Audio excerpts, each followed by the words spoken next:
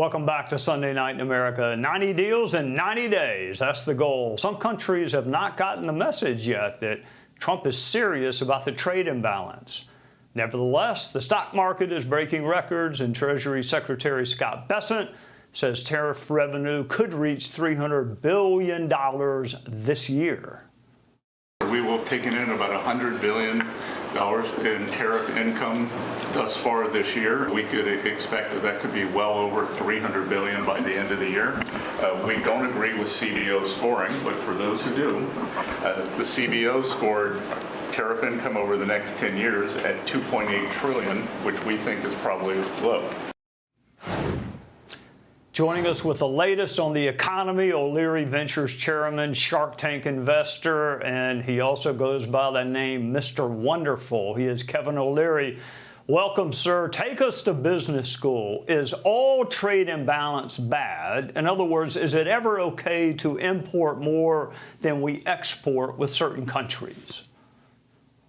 It's impossible to solve for all imbalances. If you take a country like Vietnam, they'll never, it's just too small a population to ever be balanced. We use them so much for manufacturing. A lot of the Chinese deals that were structured 20 years ago are moving to Vietnam, Cambodia, India. I mean, you need a lot of people to buy stuff to have a balance on trade. And a great example is our relationship with the Canadian market. Massive trade imbalance, but only on one thing, energy.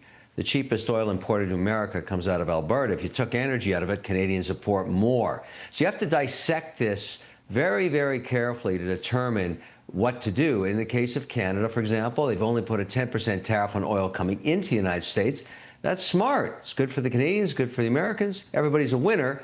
And then they're trying to solve, and this is why Trump, people ask me all the time, why is Trump so erratic on policy with one country, this country, EU, Spain, India? Because he finds something that he doesn't like. And in the case of Canada, go back to that example. In Vermont, they have some crazy tariffs on dairy, and they support supply chain dairy and farmers and butter and eggs. And it's, from Trump's point of view, unfair. So he slams the whole country with a 50% or 40% tariff until they fix that little problem. But this is the fine-tuning that the market's gotten used to. So you ask me why the market's at near highs. They figure Trump has a game plan. It's erratic, it's crazy, he's bombastic, but it's fine-tuning. Regarding the overall picture, if it's 10% reciprocal tariffs around the world, yeah, Bessett's right. We're probably going to bring in a couple of $1 trillion. All right, you're a deal maker. President Trump's a deal maker. If the president or Scott Bessent were to call you and say, good evening, Mr. Wonderful, give us some ideas on how to close these deals that are out there pending, what would you tell them? Well, I know the 90 deals in 90 days, but none of those really matter. The only deal that matters is China. That's the deal, because these are the two largest economies. There's so many issues with China: technology, economic war, AI, Taiwan, TikTok, all of this stuff. You know, the market, the market's already assumed that everything else is going to get resolved. You may not like it. You don't like the sausage being made on video and all that stuff. Nobody cares. They care about China. And we don't know where we're going with those guys because we're at war with them. I mean, I don't know why anybody thinks any different.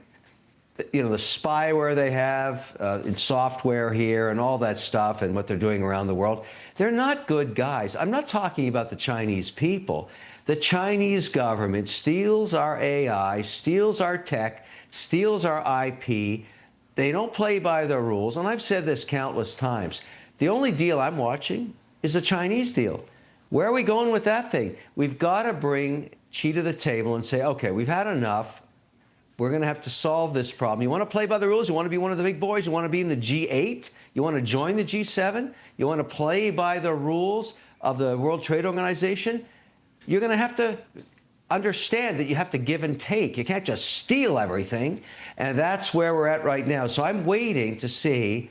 And I'm glad to see that Trump's taken it head on. It's the first administration of 40 years that finally called them to the table, said, look, you're screwing us. We've had enough of it. And now this is what I care about. And by the way, I'm not the only investor saying this. The rest of this stuff is getting worked out, and it's great. But the China thing, that's the deal.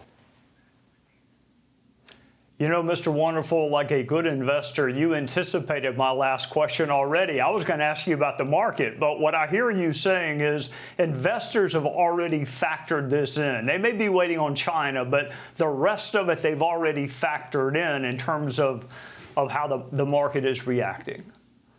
Yeah, I mean, you know, Trump's not stupid.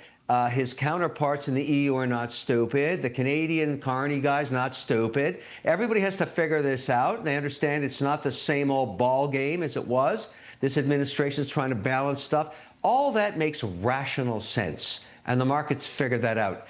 And the thing that's keeping the S&P where it is right now is off on the sidelines. It's called AI. The productivity of what AI can bring to earnings in every country on earth, but the leaders right now in developing this are companies like NVIDIA. Look at NVIDIA's stock, all-time high, over $4 trillion.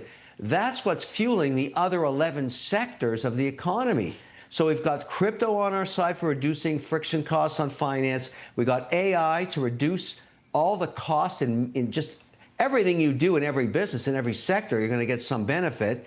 And you've got NVIDIA making the chips that everybody has to work with. I mean, I know it sounds volatile, but the underpinnings are extremely positive. And that's why the market can take the hits of the erratic trade negotiations when they've got AI on the other side and they've got crypto on the other side. There's a lot of positive stuff going on. Yes, sir. Take care. Hey, Sean Hannity here. Hey, click here to subscribe to Fox News YouTube page and catch our hottest interviews and most compelling analysis. You will not get it anywhere else.